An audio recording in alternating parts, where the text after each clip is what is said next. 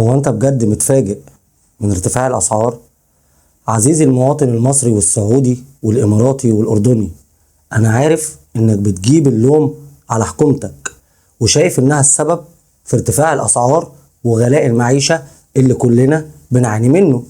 بس تعال احكي لك حكاية صغيرة وبعدها انت لوحدك هتعرف اذا كان العيب في حكومتك ولا المشكلة طلعت اكبر مما نتخيل. عزيزي المواطن الجميل، انا عارف انك زعلت مني، اوعى تزعل مني. انا مش بدافع عن الحكومات، انا بحاول انبهك مش اوجهك. هتقولي ودي تفرق كتير، هقولك فرق المسافة بين السماء والارض، لان معنى ان انبهك ان انور عندك اللمبة الحمراء على حاجات معينة ممكن تكون ما شفتهاش او حتى شفتها وما خدتش بالك منها.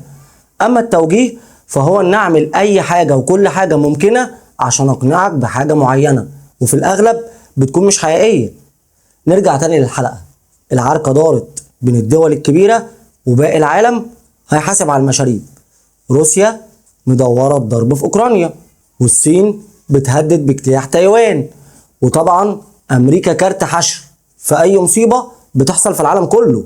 لكن النهاردة هنتكلم بالتحديد عن الحرب اللي دايرة بين روسيا واوكرانيا.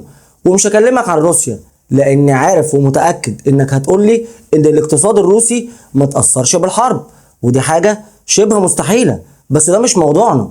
طب انت عارف ايه هو حجم الصادرات اللي كانت بتصدرها اوكرانيا للعالم قبل الحرب؟ انا عارف انك عارف، بس تعالى افكرك.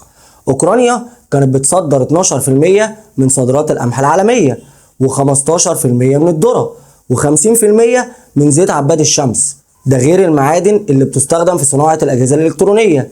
وطبعا بعد الحرب كل ده وقف، لأن بكل بساطة لو قدرت أوكرانيا إنها تزرع أو تصنع أو حتى تستخرج المعادن فبرضه مش هتعرف تصدرها لباقي دول العالم. وده لأن الموانئ الأوكرانية جالها حالة شلل شبه تام بسبب الحرب مع روسيا. والنتيجة الطبيعية لكل اللي حصل إن أي دولة في العالم عندها اللي كانت بتصدره أوكرانيا للعالم أكيد هتستغل اللي حصل وهتبيع السلع بضعف الثمن.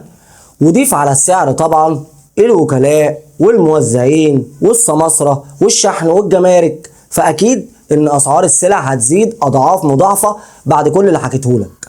ولو هتسألني الدنيا رايحة على فين، بمعنى أصح الأسعار هتقل ولا هتزيد، هقولك إجابة السؤال ده مش عندي، اسأل روسيا والصين وأمريكا.